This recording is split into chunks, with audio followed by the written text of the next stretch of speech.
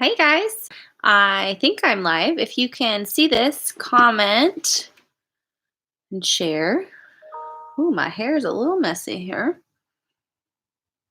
I don't know what it's doing. I posted this link on our Google Classroom, and hopefully, I'll be doing this every Monday, Wednesday, and Friday. And I'll be reading. I'll read a Aloud book, Saving Mr. Terupt. If you're watching, make sure you comment so I can see who's there, and I'll start reading in just a second. I hope you guys are getting outside today and relaxing a little bit, getting out of your houses. You can see that there's one person watching.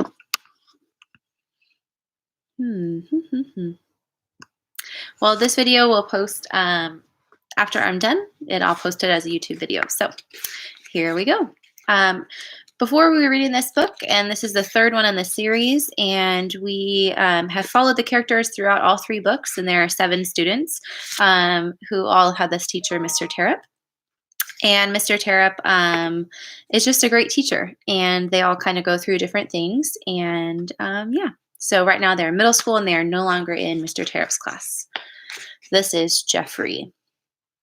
Other than our stupid standoff with Zach, thanks to Peter, the rest of the first morning was uneventful, not something that you would ever say in Mr. Terupt's classroom. I moved from one class to the next, each time hoping I'd find somebody that I knew. That finally happened in ELA. Hey, Drift. This lady had vocabulary on the brain like I had wrestling on the brain. She wanted me to write about important words, and the only ones I could come up with were the ones that I had taped on the back of my bedroom door. I will win every match this season. At wrestling camp, the coaches had talked to us about goal setting and writing down what we wanted to accomplish. I read these words every single day because I knew one thing about words. If you didn't believe in them, there wasn't a chance of them coming true. Before we were told to close our journals, there was another word that came to mind. It was Asher's word. Again, the other day he had pointed at the backyard and said, "My." I wanted to know what he was trying to say. After ELA, everyone hurried out to their lockers to dump off their books and supplies in a rush to get to lunch. By 6th period, you were starving. I hung back and gave Anna a hand opening her locker. I wanted to give her my hand to hold, but it'd been a long time since that had last happened. I didn't know if she wanted me doing that, and I wasn't brave enough to ask her. It took a lot of courage to share your feelings, especially with a girl. Once Anna had her things put away, we headed to lunch and joined everyone else. Jessica was waiting for us when we got there. We haven't been in school for a day, yet, and I already miss Mr. Terupt, she said. Don't feel bad, I told her. We all miss him. Then, as soon as we find Lexi and Luke, we need to make plans to go and see him, she said.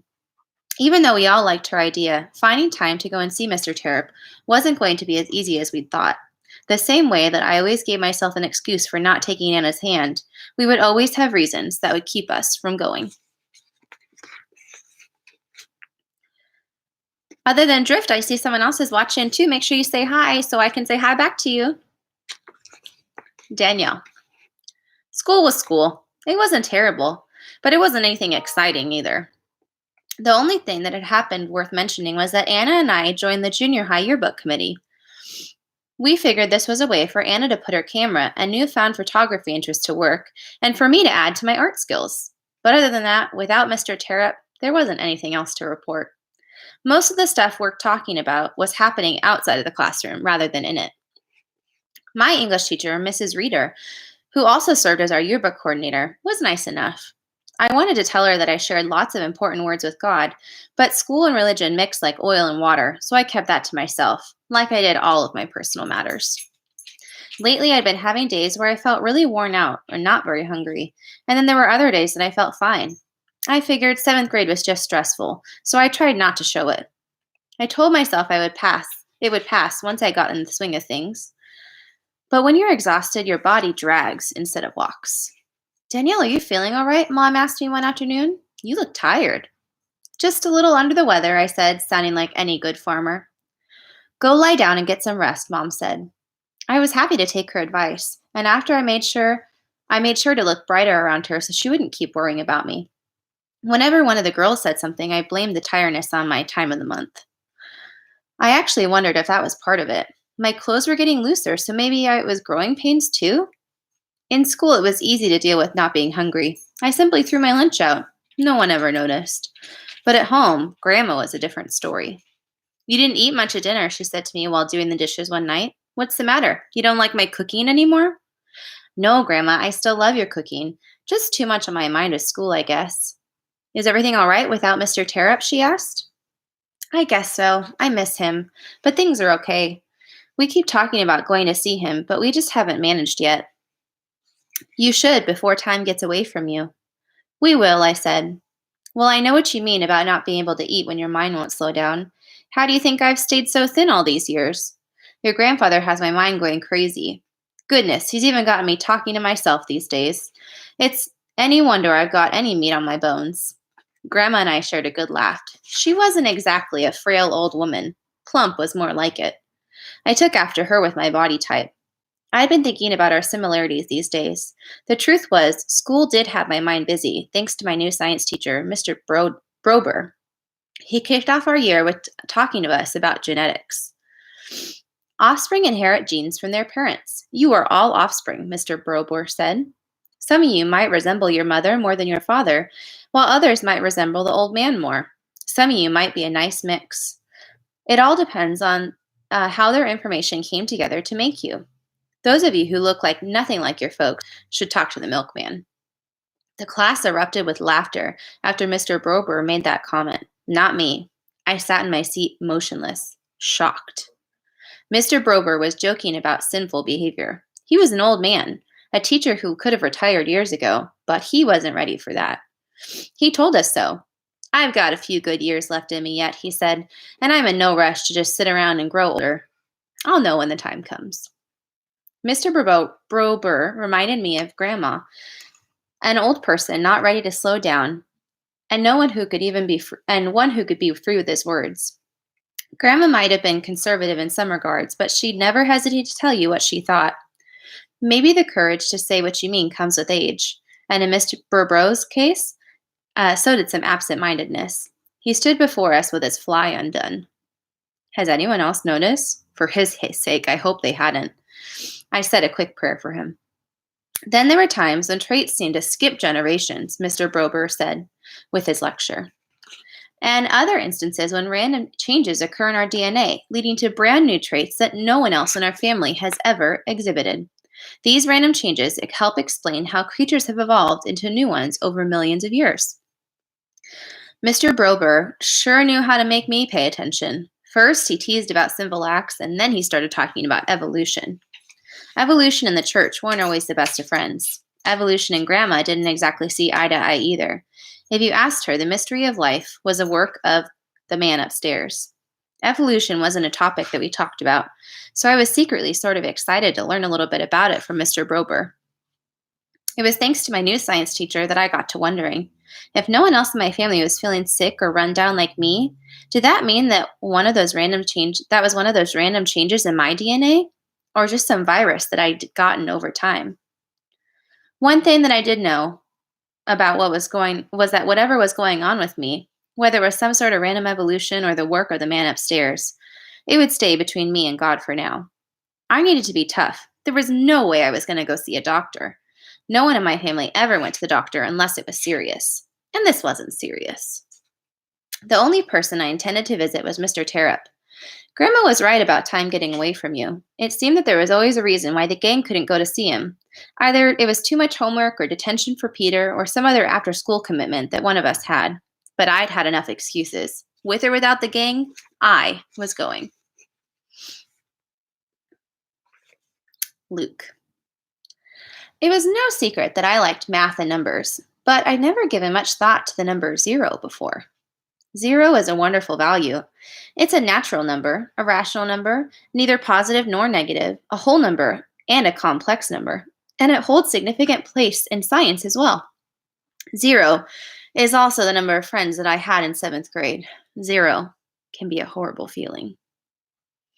I was excited when school first began. Being in all advanced classes offered was something that I'd always wanted, but it wasn't what I'd expected. The one kid I planned to have on in class with me, Theo from last year, had apparently moved away over the summer. By the end of our first 2 weeks, my new classmates still weren't including me. Even though it was an accelerated bunch, raising my hand and answering all the questions wasn't cool, and it didn't make me popular. Lexi, Peter, and Jeffrey, and the rest of my friends never hated me for knowing the answers. Even Jessica, who was the smartest person I knew when it came to books and writing, didn't ever get annoyed. I missed her. I missed all of the old gang. They knew that I loved school and projects, and they liked me the way that I came, but not my new classmates. I got used to eating my lunch alone. I thought of Peter and how lonely he must have felt after the snowball accident that sent Mr. Terupt into the hospital back in 5th grade. Unfortunately, James, our friend with special needs from the collaborative classroom we used to visit, wasn't there to help me just like he did for Peter. If 7th grade had us hunkered down in the same classroom all day long, then I think I would have felt better. But this changing rooms and teachers every time the bell rang had me off balance, and the halls were the worst. Luke's 7th grade survival guide. Tip number 3.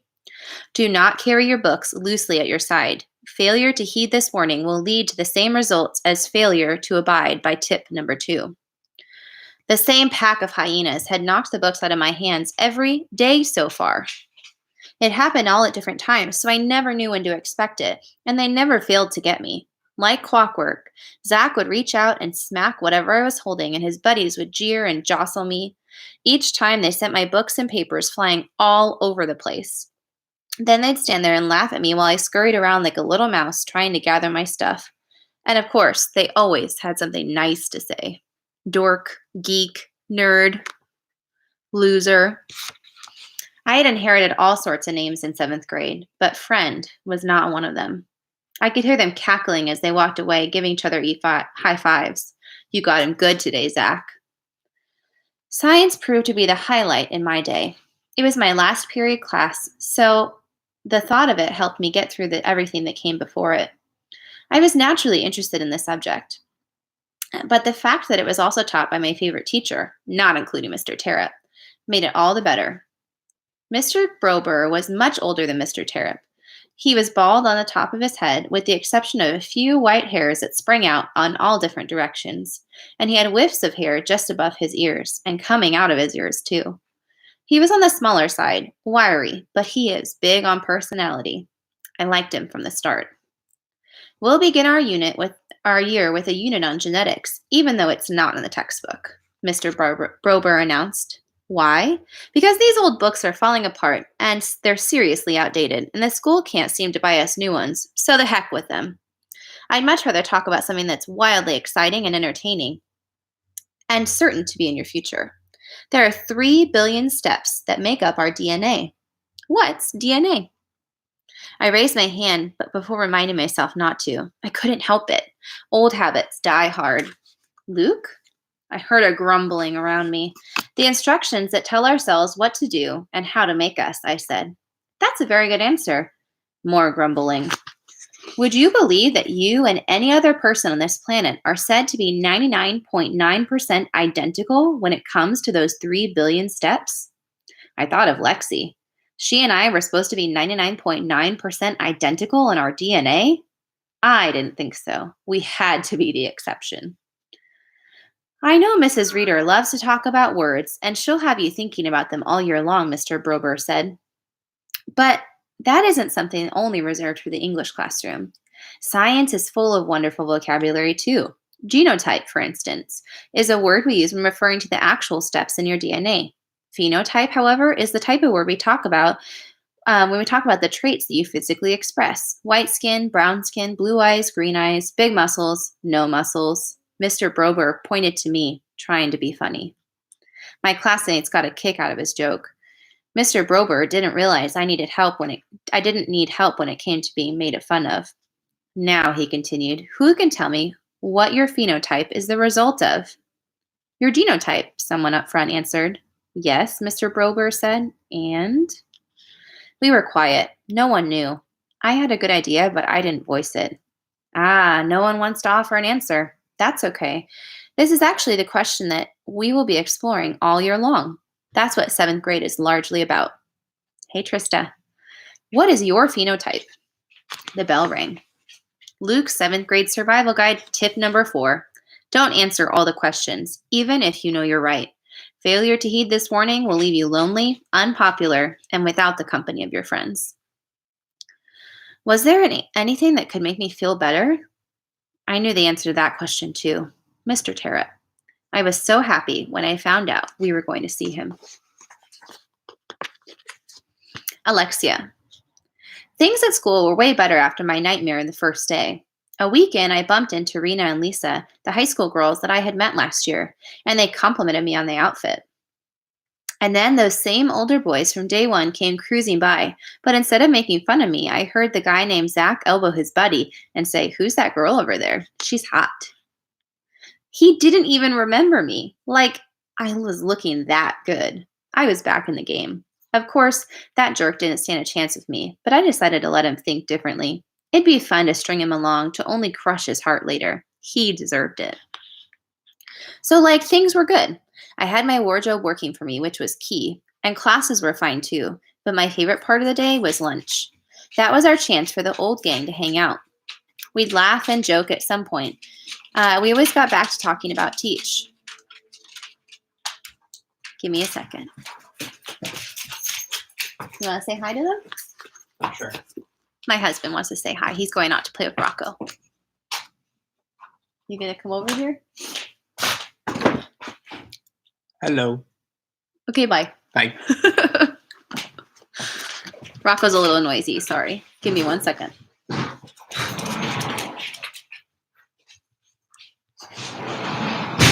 All right. So, things were good. I had my wardrobe working for me, which was key, and classes were fine too. But my favorite part of the day was lunch. That was our chance for the old gang to hang out. We'd laugh and joke, and at some point we always got back to talking about Teach. Jessica was the first to mention going to visit him. But it was technically Danielle who finally put her foot down and made it happen. She can be tough when she wants. I'll tell him you said hi, Drift. I almost called you Nathaniel. We keep talking about it, but we haven't done it yet, she said one day. Well, enough is enough. I'm going tomorrow, and you guys can come with me, or not. Whoa, you're not going without me, Peter said. Count me in, said Jeffrey. And me, Anna said. And make sure Luke knows, Jessica said. That settled it. We were going, and we were excited. We were also in for a surprise. The next day, we met in the lobby after school. Hi, Trista. The next day, we met in the lobby after school. It's exactly 1.2 miles from here to Snow Hill School, Luke said. We should make it in 15 to 20 minutes. He started the timer on his wristwatch. Piece of cake, Peter said. Hate to break it to you, but that's not happening in these babies, I said, lifting my foot and wiggling a stylish shoe. The guys looked at my feet and just shook their heads. They had no concept of fashion. We made it eventually, but when we got there, we couldn't find Teach.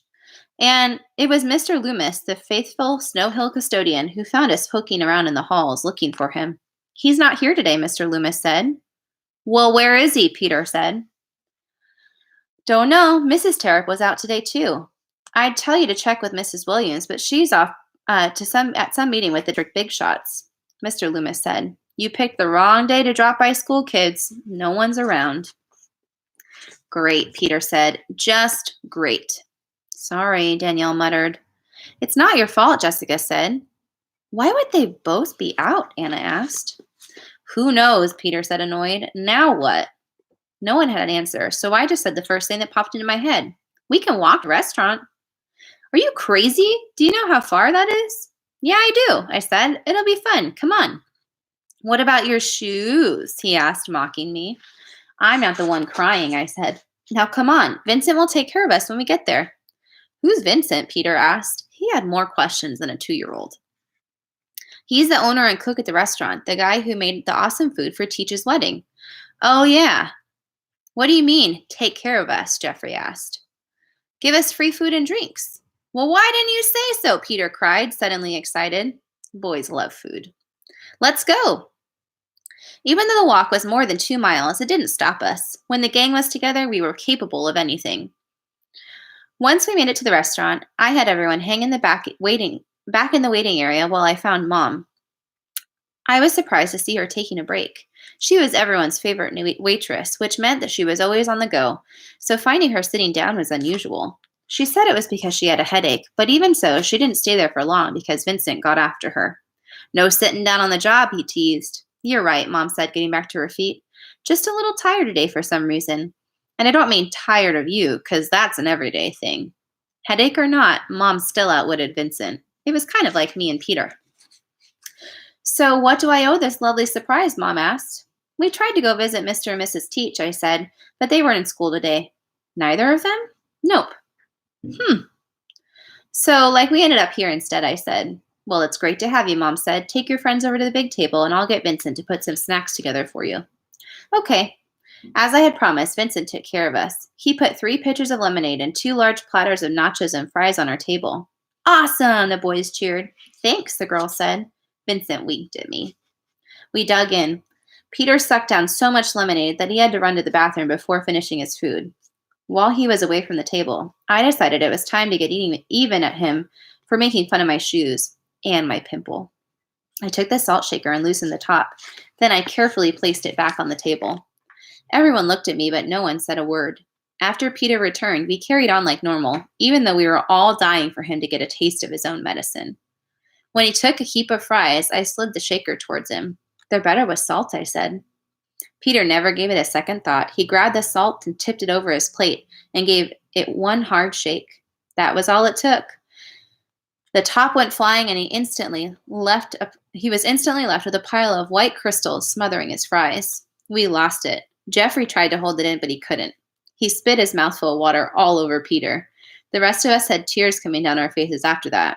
Even Peter was laughing by the end, but I should have known that he would be looking to get me back. It was great to have the whole gang back together. All right, guys. I think that's all we're going to read for today. But again, I'll be back on Monday and Wednesday. I think we'll keep it at this time from like 1:30 to 1:50-ish. So pop on and say hi, and I'll talk to you guys soon. I miss you. Have a good rest of your day. Get outside. Enjoy that sunshine. Bye.